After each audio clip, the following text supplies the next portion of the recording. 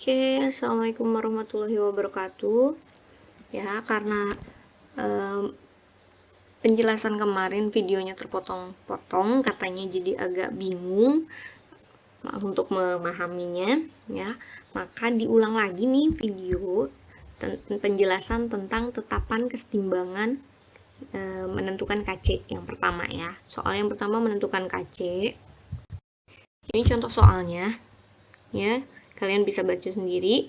Ya, dalam sebuah wadah berkapasitas 2 liter direaksikan 2 mol gas nitrogen dan 5 mol gas hidrogen mengikuti persamaan berikut. Gas nitrogen bereaksi dengan gas hidrogen, kemudian berkesetimbangan dengan gas amonia. Jika pada saat setimbang terdapat 1 mol gas nitrogen, tentukan nilai KC reaksi tersebut. Oke. Kalau sudah mendapatkan soal seperti ini, ya, kalian harus menulis dulu informasi apa saja yang terdapat di dalam soal tersebut. Jadi kayak gini nih, diketahui volume wadahnya, ini volume wadahnya dia sebanyak 2 liter. Kemudian mol awal N2 2 mol. Kemudian lagi ada mol awal hidrogennya 5 mol. Nah, ini perlu digarisbawahi. Mol N2 pada saat setimbang, ya. Mol N2 pada saat setimbang. Pada saat setimbang dia jumlahnya sebesar 1 mol. Nah, kemudian ditanyanya nilai KC-nya berapa sih? Nah, baru kita lakukan langkah penyelesaian. Yang pertama, ketika ada soal seperti itu selalu reaksi kesetimbangannya terlebih dahulu. Nah, ini reaksinya. Ya, gas nitrogen ditambah dengan hidrogen dia menghasilkan NH3. Ya, ini angka 3 dan angka 2 di sini ini adalah koefisiennya. Di depan nitrogen ini sebetulnya ada angka 1 tapi nggak ditulis, ya. Jadi ini tuh perbandingan koefisiennya, nitrogen itu 1, ya, hidrogen 3, kemudian NH3 2. Artinya kalau nitrogennya 1 mol, dia punya 1 mol, ya, 1 mol aja lah, misalnya dia 1 mol, maka hidrogen yang dibutuhkan itu sebanyak 3 mol. 3 mol.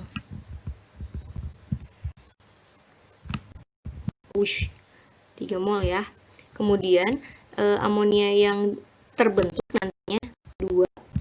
Jadi 1 banding 3 banding 2. Ibaratnya kalian kayak mau bikin kue, ya. Kalau kalian mau bikin 1 kue, itu perbandingannya misalnya terigunya 1/4, telurnya setengah. Nanti kuenya dapat 1, ya. Bisa dipahami? Terigunya 1/4, telurnya setengah, nanti dia dapat kuenya 1. Tuh. Jadi kalau untuk dapat 2 kue, maka nanti terigunya adalah setengah, telurnya jadi 1 kilo. Gitu. Jadi perbandingannya itu 1 banding 2 banding 1 gitu. Ya. Tuh, jadi koefisien itu menunjukkan perbandingan mol untuk bereaksinya. Selanjutnya yang kedua, tuliskan mol awal, mol reaksi, dan mol saat setimbang. Nih, dari reaksi ini kita lihat awalnya berapa, reaksinya berapa, kemudian setimbangnya berapa. Nah, kalau sudah, kita lihat ini, ya. Jadi nitrogennya 2 mol pada awalnya, hidrogennya 5 mol, amonianya pada awal belum terbentuk, ya, karena belum ada. Di soal juga tidak dikatakan sudah ada amonianya. Jadi yang ada pada awal hanya gas nitrogen dan hidrogen. Kemudian ada data lagi, informasi lagi bahwa pada saat setimbang si gas nitrogennya itu 1 mol. Nah, nih kita lihat awalnya nitrogen itu 2 mol. Nah, pada saat akhirnya dia hanya ada 1. Maka yang bereaksi adalah 2 dikurangi 1. Berarti hasilnya adalah 1 yang bereaksi. Itu.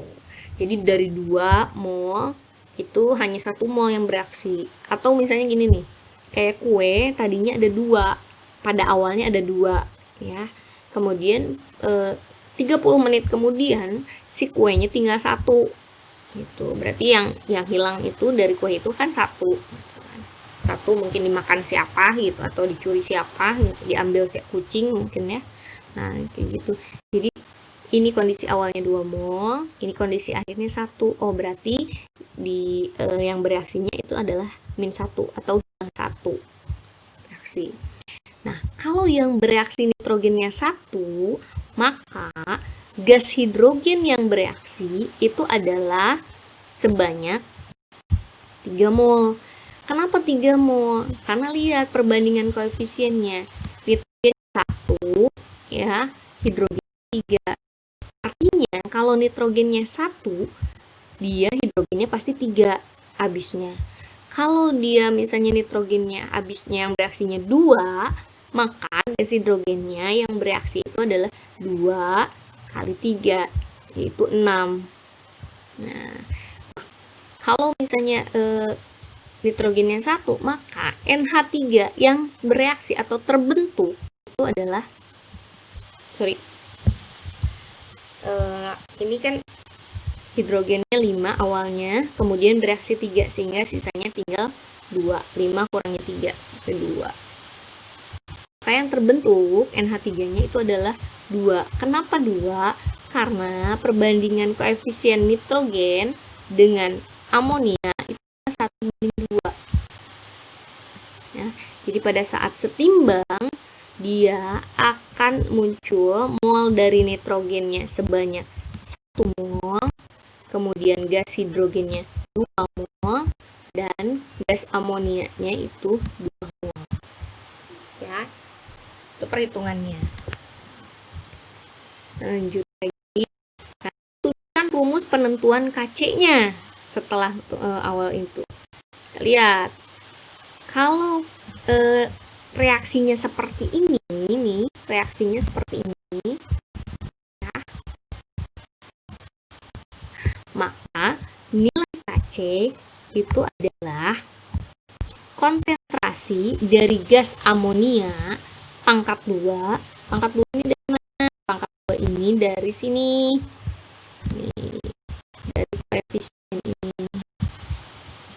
Ya, jadi yang bagian atas itu adalah senyawa di setelah tanda panah ini.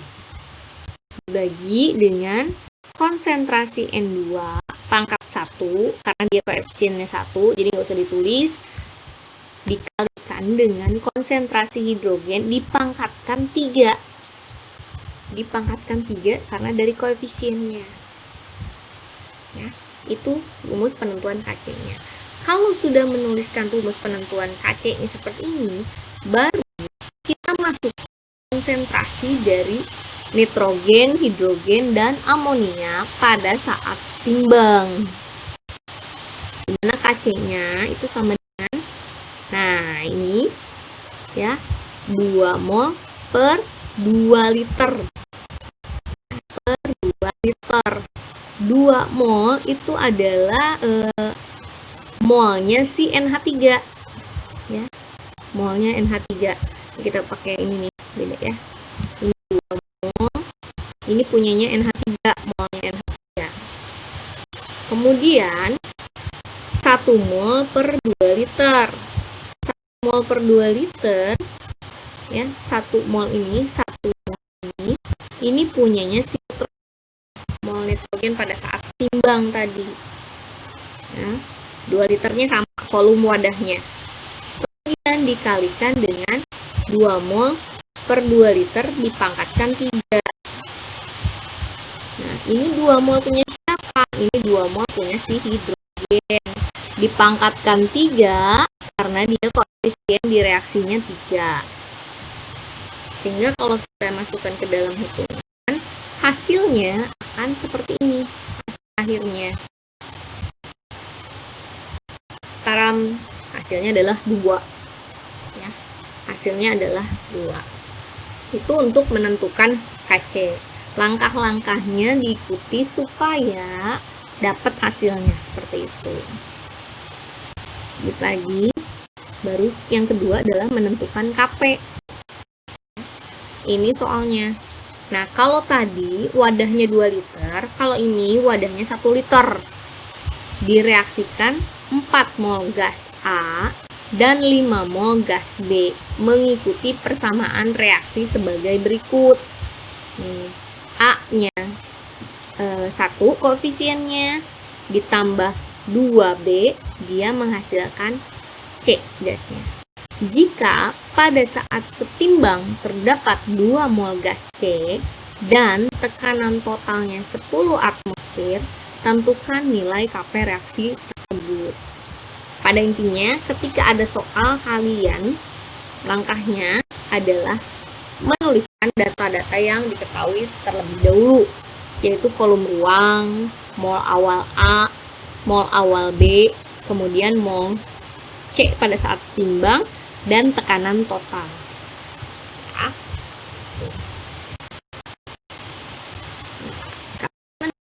tuliskan reaksi kesetimbangannya terlebih dahulu, sama kan dengan menentukan KC ya. Nah, ini reaksinya. Kemudian sama lagi, mol awal, mol reaksi, dan mol saat setimbang. Awal, reaksi, setimbang. Oke, ada 4 mol A, 5 mol B, C-nya di awal nggak ada. Kemudian pada saat setimbang, kita tahu C yang terbentuknya adalah 2.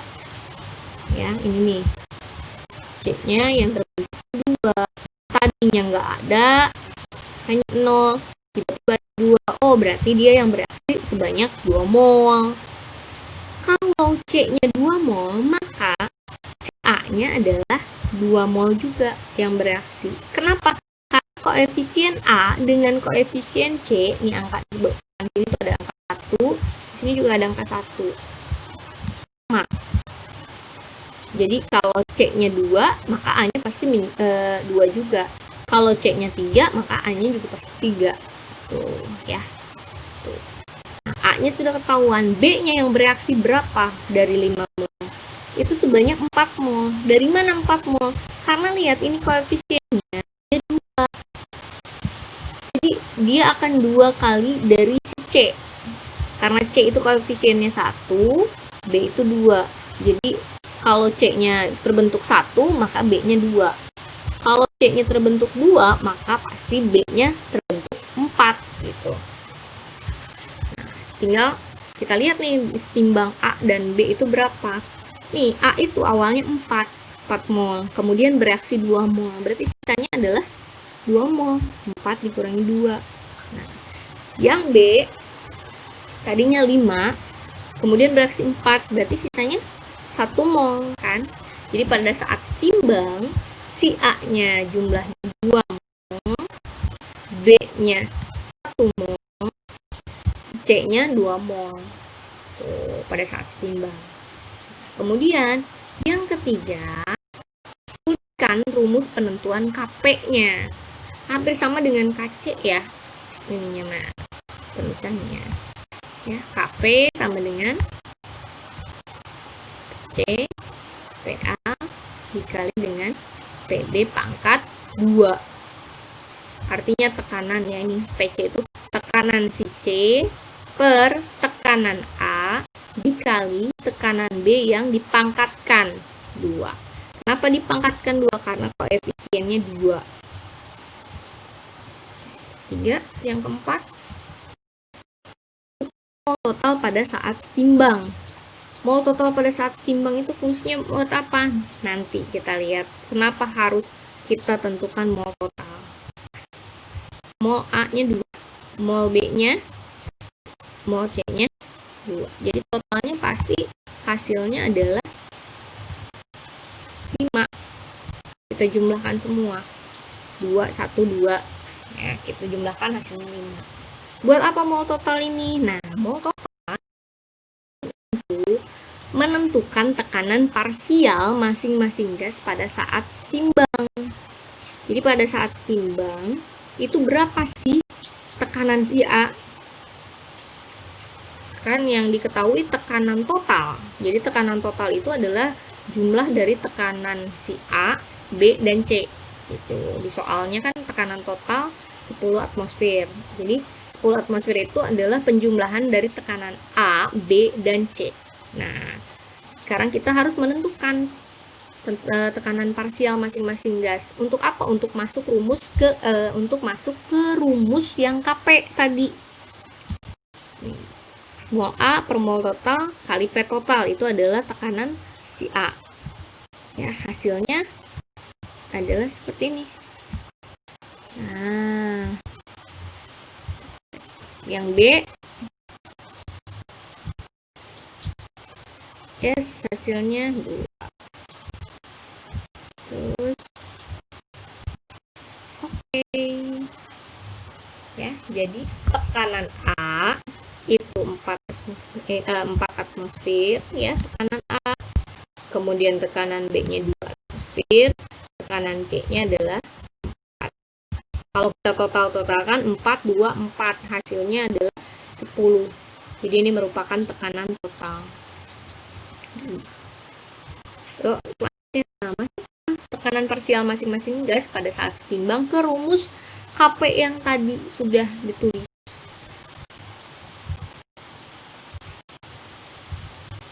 Yang kita tuliskan tadi rumusnya. Nah, tinggal masukkan tekanan C-nya tadi 4 atmosfer. Tekanan A-nya sama ya, 4 atmosfer kali 2 atmosfer. Hasilnya adalah ini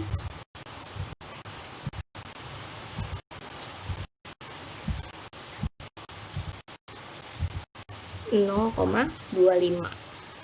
0,25 hanya angka saja, tidak ada satuan ATM lah, mol lah, atau molaritas, berarti semuanya angka, karena nilai KC dan KP hanya angka, tidak ada belakangnya, tidak ada satuannya, bukan tidak ada belakangnya.